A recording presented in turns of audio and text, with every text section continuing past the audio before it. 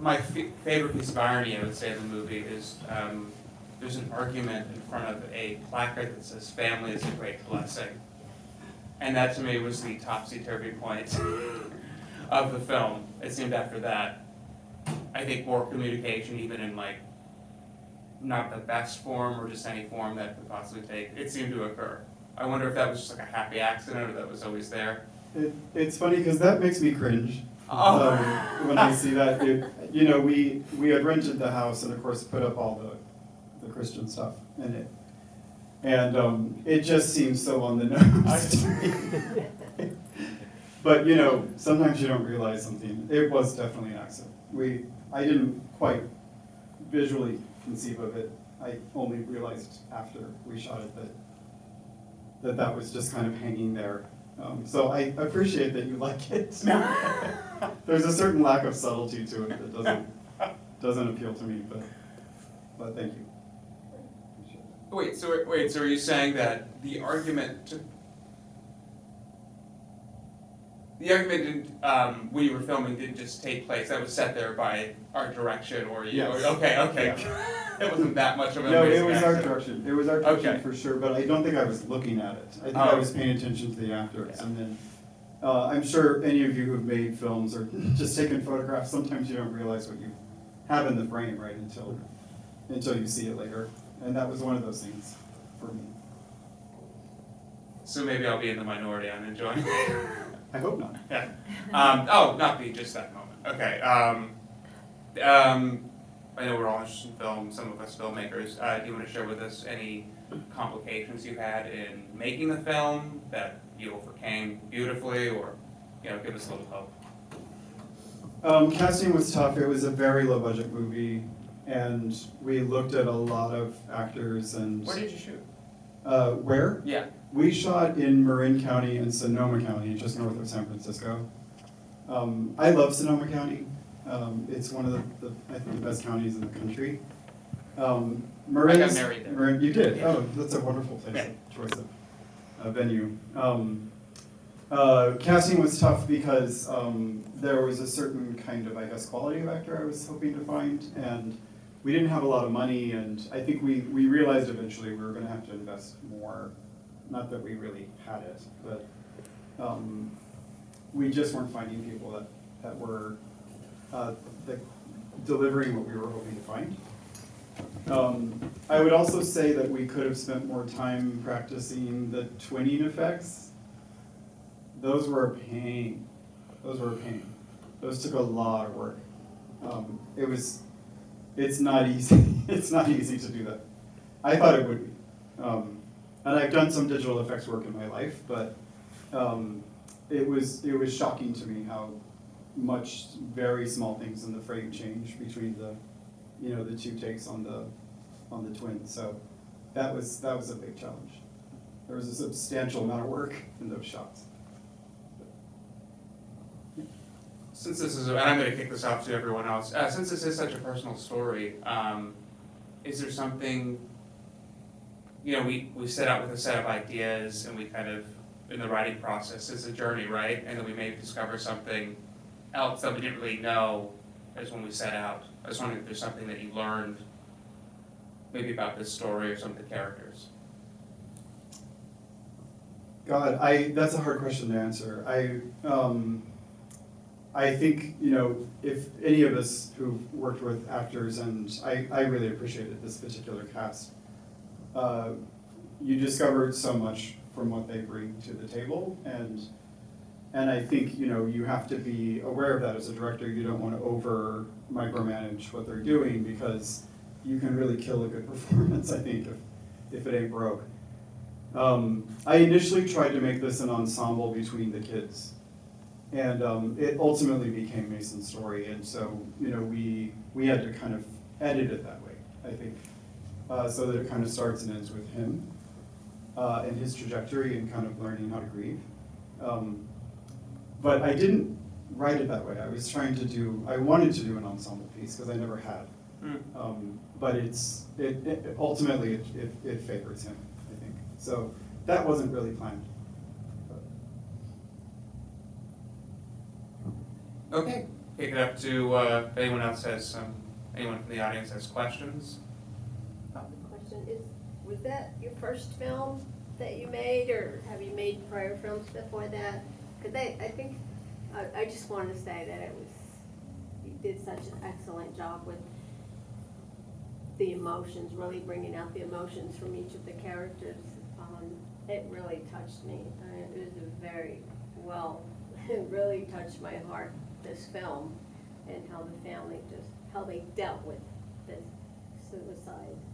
So I was just wondering, I mean, I think that's a hard film to make. It's hard to get those types of emotions from everybody, and I just thought it was very well done, pretty realistic.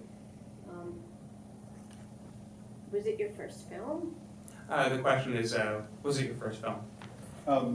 No, it wasn't.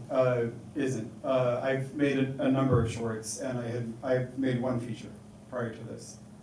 I'm very much an independent filmmaker where I'm not very good at raising money, so I just kind of make the movies to satisfy the, I don't know, that creative nagging that you have if you're like that. Because I worry that I'm going to spend years and years trying to raise money and never get it, and then just regret all that time. So anyway, my first feature I spent like $25,000 on, I think. This was about 60, which was more than we expected. We were hoping for somewhere around 30 or 40 for this, but the biggest part of the budget was the cast. Actually, we were hoping to have lower budget for the cast, but it like I said, it just didn't work out. But thank you, I appreciate the feedback. Yeah, I've never had much of a budget as a director. I've worked on other projects in another capacity where they have more money, but. I think the story was very well told. I loved it. It was very good, very emotional, really touched my heart. I liked it. Thank you, I appreciate that. Loved it. I was trying to do a chamber piece, just kind of set it in the house, and it didn't, obviously doesn't fully take place in the house, but I was trying to think of everything I could do to make it super cheap. It's beautiful. It's a beautiful film. Thank you. I like it. Appreciate that. You did a great job. It was kind of nice to see non-traditional grandma. I appreciated that. And then once again, I think the ensemble sort of makes sense. She's the one that sort of stood out, though. It's sort of her story. She sort of comes around at the end to have a bigger beat. I mean, was that intentional? That she has a bigger role than mom and dad, who never quite gel in that sort of story. I never quite. It is. I initially wrote her as conservative, and she ended up being kind of groovy. Yeah. And I think part of that is because the parents were already playing that role, and the dad kind of gets somewhere, doesn't he? But each character is meant to have an arc, right? And get somewhere and sort of establish something new with someone that they were either having trouble with before or didn't understand. And so I think, with her, that's definitely, there definitely is one there. And she's, in my mind, more likable. She's certainly not like my grandmothers were, who were very traditional Midwesterners, but it was kind of fun having a grandma that was kind of cool, I guess, yeah. I think the ensemble work is phenomenal, so I commend you. Thank you. Yeah, and each character has a very unique point of view. My question is, did you have a lengthy rehearsal process? Did you have time with your actors, or it was really No, great? because first of all, most of them are union, and so you probably know if you rehearse with an Yeah. actor for even a couple of hours, you have to pay them their day rate. Right. Actually, you asked me about challenges. Casting the two boys was really difficult. The little girl was easy. She was the first person who auditioned.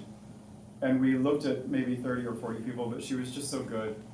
And then she's now starring in a Disney TV show and kind of moved on.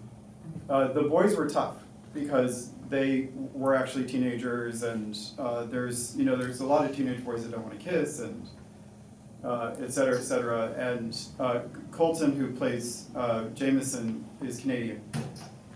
And getting him across the border was really incredibly painful.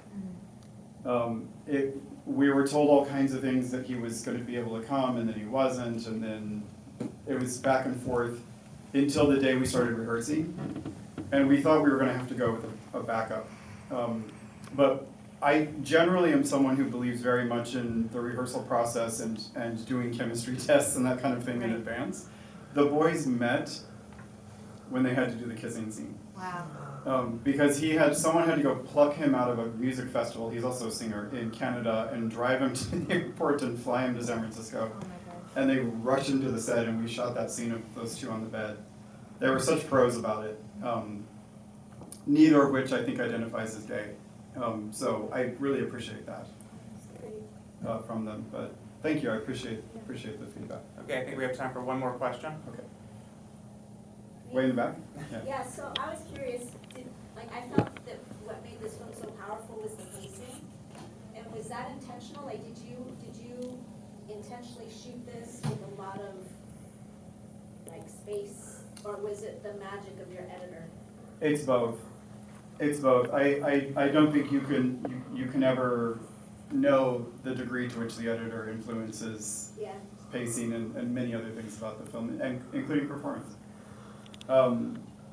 We had initially conceived of it as a long take movie, and I'm glad we didn't do it, although there's a bit of it in there. So that's probably what you're seeing, was that spirit. But, again, if you make films, you know what I mean. Long takes are hard. You have to plan them really, really carefully, and in some ways can be even more expensive, because there's so much preparatory work that has to go into it. We just didn't have the means to do it, so. But yeah, no, I think the pacing was intentional, but I also have to credit the editor, who I think did a fantastic job with it. Thank you.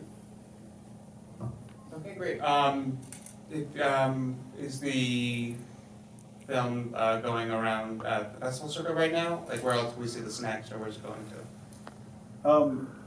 Well, we have a festival coming up in San Diego and another one in Spain, and hopefully there'll be more on the horizon. But this is actually our world premiere. Thank you. When is San Diego? When is San When Diego? it's September 22nd at Cinema I'm from Diverse. San Diego. Oh, you are? See it again. Okay. So Noah, who plays the twins, is very popular on social media. And it turns out he has hundreds of thousands of fans in Brazil. And so I am constantly being bugged by teenage girls daily. And if I post a picture of him, I get like 100 new followers. And so there's this social media thing going on with him. So I know we're probably going to get some interest in Brazil. But that's all I know at this point. I think it's such a weird time, I know we have to wrap up, but it's such a weird time for figuring out an independent film distribution, because do you put it on Vimeo and just charge $2.99? Do you look for an indie distributor who will take a lot of the profits, and you never really know if they're being honest with you? And I don't know, it's tough, I think, to decide, but we're looking into our options. Great, thanks very much. Last question, do you have any other films that you're working on, any other projects you're working on right now? I'm actually working on a documentary. I'm very concerned by and interested in the ubiquitous population of LGBT homeless youth. There's a lot in San Francisco because people see it as a mecca, but youth show up there, and of course they don't find necessarily support. There's estimates that there's about 2,000 or 3,000 on the streets of San Francisco, but they're also all over the country. In every city. Now, it's not just the city, so I've been working on that for the last couple of years. Just homeless or LGBT? Specifically LGBT homeless youth. Yeah. Okay, in San Francisco? Yeah. In San Francisco, Okay. yeah. Yeah, so that's what I'm working on right now. Great, thank you. Another big round of applause. Thank you for moving family drama. Okay, thank you guys so much. I'm Michael Warren Anderson on behalf of Big Apple Film Festival. Have a good night, and thank you for supporting independent film.